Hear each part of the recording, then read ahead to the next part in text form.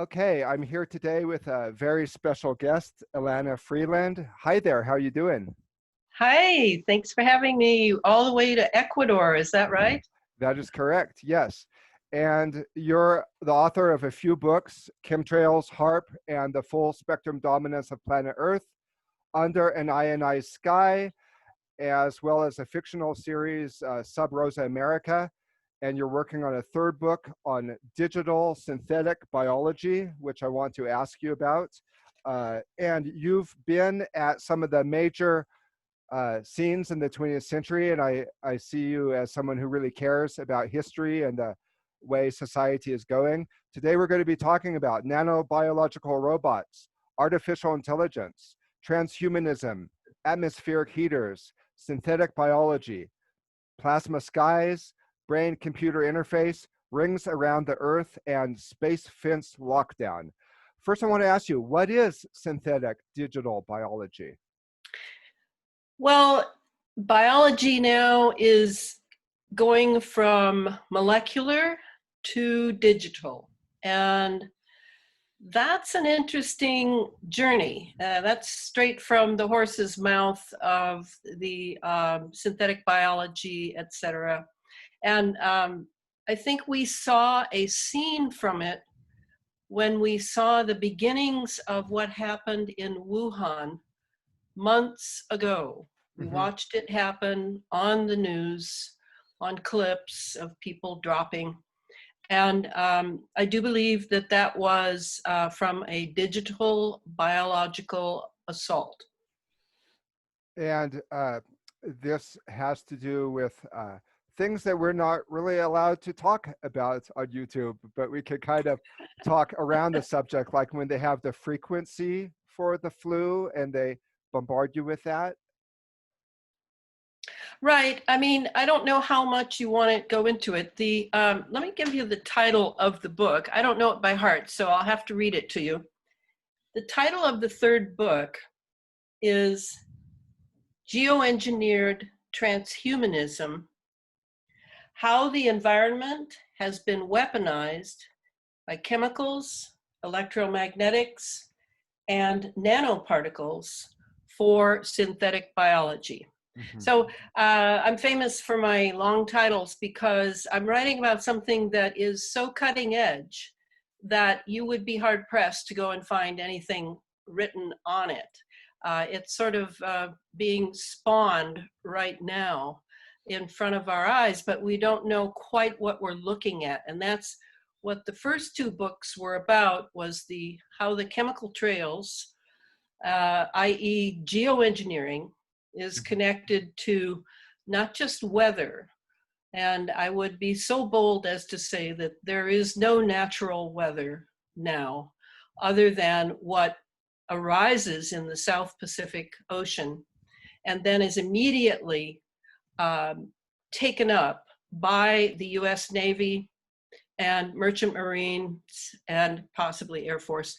So weather is very important. And this new technology, which is based on nanotechnology, is actually much larger than just the weather. Though the weather is crucial to keeping the atmosphere ionized. That's the word I used Yeah, in the second book. explain about that. How's the Right. weather ionized? When Harp, the High Frequency Active Auroral Research Project, began back in the late 90s, up in Gakona, Alaska, it was an ionospheric heater composed of all phased array antennas, and that's acres of them. And the great thing about the phased array antennas for power, steering, and targeting is that you, instead of everything going in a circle the way radio waves normally do in our towers that we're so familiar with, in that case, and the reason I'm stressing this is because the 5G antennas are phased array antennas, just tinier than Harp up in Alaska. But then you can take all those different smaller arrays, and you can cause them all to steer in a certain direction, and you can send a lot of power that way because you've got lots of antennas. So that's what Harp did. And the main point of Harp was to go up to the ionosphere and make it give the US Navy, US Air Force, CIA, Raytheon, Lockheed Martin, to give them more power in the sense of ions. And what an ion is it's an electron that's been popped off of the atom and powered into electricity. Mhm. And so that's basically what Harp did for us, is it actually turned our atmosphere into a mini ionosphere. And that's because there were so many operations that the military-industrial intelligence complex wanted to run in our atmosphere. You They're doing a mentioned lot of experiments. that there's a ring around the equator now, an artificial ring, like similar to Saturn. Could you talk to us about that? Yes, yes. And that is purposeful. And I don't know if it was the same with Saturn. I am one of those people that believes that Saturn at one time had some sort of a civilization. It also was not at the outermost ring of our solar system. It was closer in. Mhm. And our ring is due to the fact that we're sending up jets, drones, and lots of sounding rockets. Some of them putting satellites up in orbit, some of them going up to test different atmospheric things. They all spew out lots and lots, I mean, we're talking trillions of nanoparticles, and a nano is 1/1000th of a meter. The nanoparticles of metals, and these are conductive metals. We all, well, not all, but a lot of us have heard of how the jets are spewing aluminum, barium, strontium, chromium, lithium, etc. So, And so these collect around the Earth and form a ring? what they do is they spew them into the upper atmosphere, whether it's a jet or a rocket, it's still the stratosphere. And then those particles, all of them start to turn with the Earth to a degree, but then they begin to settle. And they will settle primarily around the equator. Ouch! Because The rest of I'm in Ecuador, so ouch. that's right. I came to Ecuador because I wanted to have blue skies and natural weather, but maybe nobody Surprise.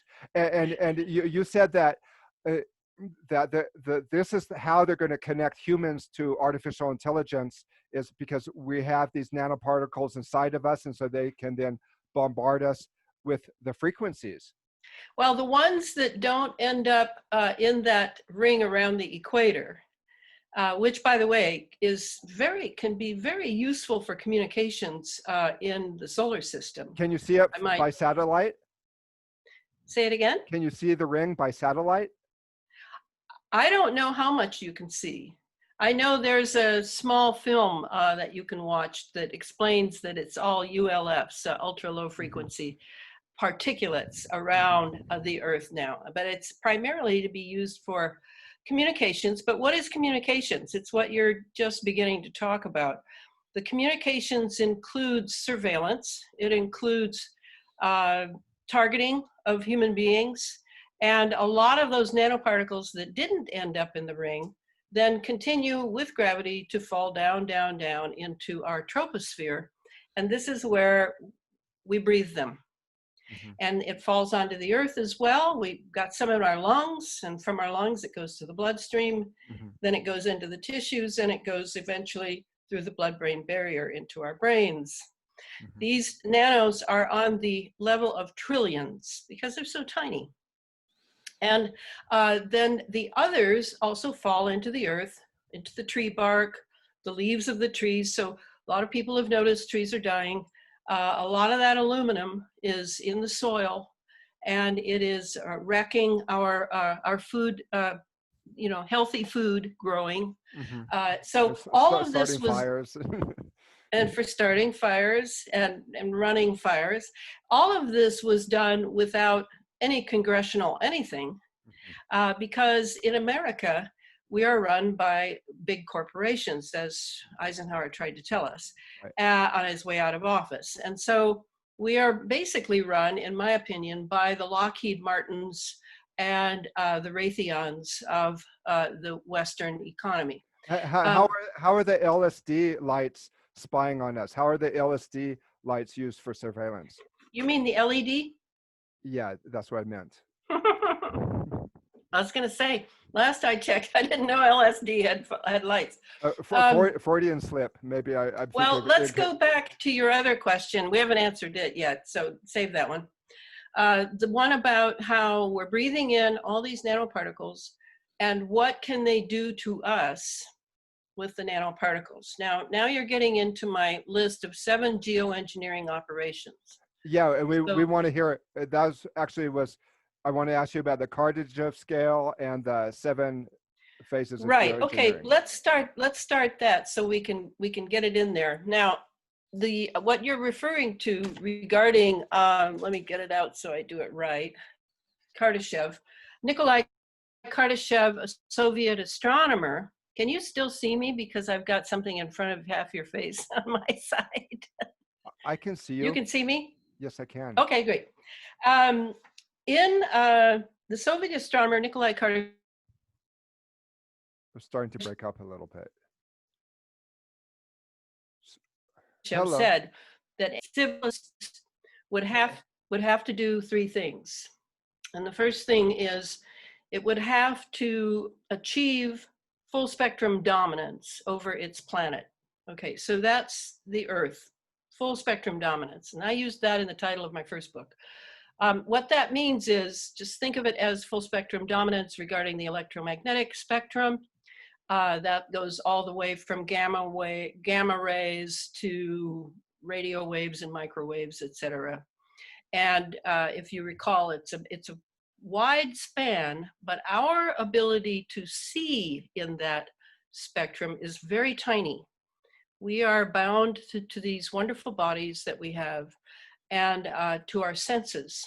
So we can't see a lot of it, but now we have a lot of instruments that can see in those levels. So you can see that the power quotient has changed amazingly in just the last 100 years. So Kardashev said that that's the first thing. You've got to have full spectrum dominance over your own planet. The second thing, you've got to have full spectrum dominance over your star. That would be our sun. And the third is you would have to have full spectrum dominance over your galaxy. Now, where are we today in the secret space program that Catherine Austin Fitts talks about, and actually has said that the more than $21 trillion missing from the American budget, it's actually around 66 trillion now, has gone into the secret space program. So thinking of the canopy of what's going on today, which most people don't think in these terms, of this giant umbrella program called the secret space program, or whatever they call it. We don't know. It's a national security issue. But under that, geoengineering is doing its job, and it serves the secret space program. So we always think of geoengineering as just being about weather, but it isn't just about weather. It's about chemical electromagnetic operations. It's about planetary geophysical operations. It's about directed energy weapons operations.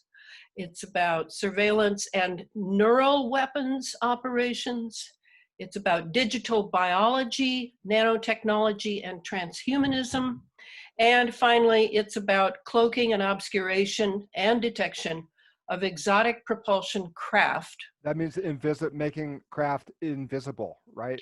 Invisible, or with extraordinary technology that we are unaware of, such as the ability to go Mach 25, which is 740, I believe, times Could 25. this account for some of the UFO sightings that people have? Absolutely. We definitely have that technology. There's no question about it. The Nazis, when we brought them over under Operation Paperclip, they came with all of their experiments they had achieved and pushed it further in the United States. But there's another thing that is cloaking, obscuration, and detection of exotic propulsion craft and plasma life forms. Talk to us about that. Talk to us about that. That one's important because I rarely talk about it because there's so much else to lay out. But plasma life forms, that would be Trevor James Constable wrote a book called The Cosmic Pulse of Life a long time ago.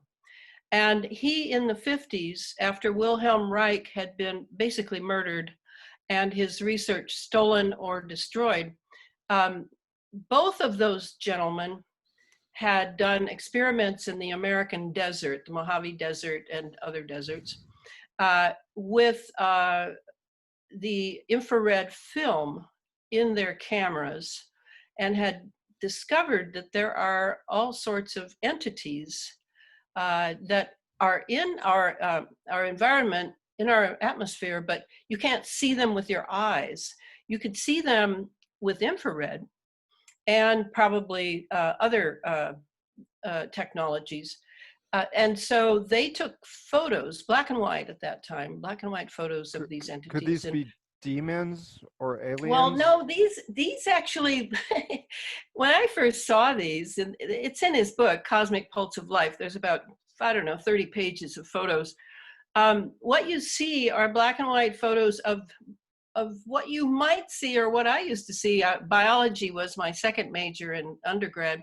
What I used to see when I'd go under my microscope, microbes. They look like microbes, but not tiny. They're huge. They're big blobby looking things. And some of them have little eyes, and they seem very aware. I used to email with Trevor Constable before he died, and when I would ask him questions about it, and it appeared that they were made out of plasma, their bodies. Who made them? Well, no, okay, so plasma is now thought of or defined in science books as the fourth state of matter. I don't think it's really the fourth state of matter. What plasma is a gaseous, flame-like matter. And it is matter, but it's much finer than our physical bodies, right? So what plasma really is, I think, is the first state of matter.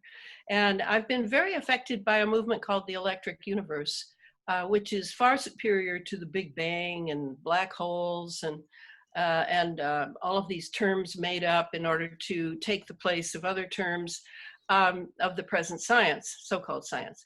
And the plasma is formed by an electromagnetic event in the solar system somewhere, or outside the solar system in some other system, when there is an electromagnetic event that then transforms the ether of the universe.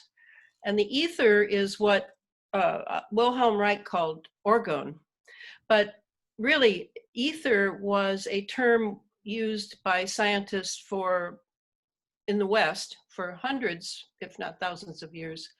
And it was suddenly banned back in the 1920s in America. Mm-hmm. So that Einstein himself used to use the term ether as a term for what is now referred to as dark matter. And why did they ban the term ether? Well, I don't exactly know, but I think they were, again, because most of America is run by brotherhoods, secret societies, as John Kennedy tried to warn us before he was killed. And that's where you get the phrase Subrosa America that you use in your novels. In my Subrosa America series, I'm looking at the deep underbelly of what really has run America into the ground. And that would be what we call now the deep state. But the deep state is much more than just charades on a political level and an economic level. It's much deeper than that. And how are they using plasma to control us and to do geoengineering? Well, the plasma that I'm talking about, where you see these microbe-looking entities in the atmosphere with your infrared film in your camera, or you have maybe some sort of night vision glasses that are infrared. They're very expensive. I'd love a pair, where you can see there are entities. I mean, anyone who has a pair of those spectacles is very fortunate, because then they can see how things really stand in our so-called vacuum of space and the vacuous looking air. So they took pictures of these entities, and the bodies that they have, yeah, there probably was an electromagnetic event, but not like I just described happening in deep space, where you create matter out of ether and electromagnetism. Those are the two ingredients. You've got to have the ether, which is not really matter, but it's substantial in its own way. And then the electromagnetic zap, which I guess is why they came up with the Big Bang preposterous theory, something electric. And then now you have plasma, and the plasma then has to then take shape in some form of some body. Like your body is different from an anemone, you know, that you would find on the beach. So all of this we're not being taught the plasma yet in schools, which is weird to me, because plasma physics is the rage now among astrophysicists, and certainly at NASA and NOAA. But a lot is kept from us, as you know, by these brotherhoods, who then use knowledge for power. Because I always say, and I write it in books when I sign books for people who buy them, knowledge is power. Scientia est potentia. And the brotherhoods certainly know this, and that's why we're kept on a leash as far as we can learn. Our universities are not at all like their universities, for example. Sure. Yes. Well, a minute ago, you were talking about the Kardashev scale and harnessing the power of the star, which is our sun. We hear a lot of talk about global warming, but if the sun is plasma and they're planning to administer the weather, maybe even tapping into the energy of the sun, this is a very, very dangerous experiment, is it not? Which would mean that they're doing dangerous experiments all the time. I mean, the attitude toward science, big money science, that is going on now is completely irresponsible, and not taking into account life on the planet, for example, like the nanotechnology that we're inhaling and ingesting in GMO foods and being vaccinated with. None of this is about our health and our well-being. We are guinea pigs, and they will push it to the limit as far as they need to in order to see what happens on the side of life and the side of illness and the side of death. That's just how they are. Could climate change and global warming be a psychological operations cover story to cover up for the fact that they are controlling the weather and puncturing holes in the ionosphere. And destroying the jet and the stream? magnetosphere? The magnetosphere has collapsed twice in the last several years. Completely collapsed. What is the magnetosphere? Well, that's outside of our, that goes up 22,000 kilometers up outside of our ionosphere. So what's the solution? What can activists do to get this into the public consciousness? Well, what I'm doing, so few people now can concentrate or read. Do you know that? I mean, in a way, I'm probably laughed at that I actually am writing books. I've even had cohorts in the geoengineering, anti-geoengineering movement say to me, Elana, why are you wasting your time writing books? You should be doing videos. Yeah, I suppose I should be doing videos, which of course appeal then to the right brain, so that people who have no sense of concentration anymore and can't retain anything very long at all, can't really push something to its fruition, will be able to watch a film, get a little bit out of it and move on. But to me, I'm writing these books as an effort to leave something for the people who are coming 25, 50 years down the road and wonder what the heck happened back now when no one was writing about these things. You know that there's writing on this, you know there is, but the public has no access to it, none, because it's national security. Right. So we have to first attract the attention of people in order to say, hey, not just look up, which is what we used to say when we were talking about just chemtrails, just to see that, oh, that's not a contrail, that's not a condensation trail, that's a chemical trail, because it's lasting for a half hour, 45 minutes as it makes a cloud cover. And it's not cirrus cloud cover, that's plasma. Our whole sky is loaded with plasma now. There are no natural clouds that I've seen for years. So that's what I'm trying to do, is attract attention to how the environment is being used, has been weaponized to use for experimentation. And we are the primary guinea pigs, we and all of life, all of nature. Yeah. The one science that epigenetics is a new science. And if you read about what epigenetics is, you'll see that this is all about epigenetics. This is using the environment to force biological changes, genetic changes in certainly the human being. So this is why I'm doing it. There is nothing immediate you can do. Write a letter to NASA, ask your congressman to do something. I mean, it's like, no, you can't do the typical things that we've all been conditioned to think leads to justice and democracy and everything. No, that won't work because, and I don't even have to spend any time explaining why. You can just see how that goes. And I want to thank you for your confident activism. I see you as somebody who's been very involved in major events in the 20th century, meeting presidents, and you take the big picture, and as a historian would. Before I let you go, I just want to ask you about the LED light bulbs that are being used for surveillance, and then talk to us about space fence lockdown. Well, the LEDs are not safe. So this is important to know. I know people who have them in their living room because they're, quote, cheap, unquote. No, they're not really cheap. Or they're the only thing that's available. No, you can get the old bulbs now too, but you have to know where to look.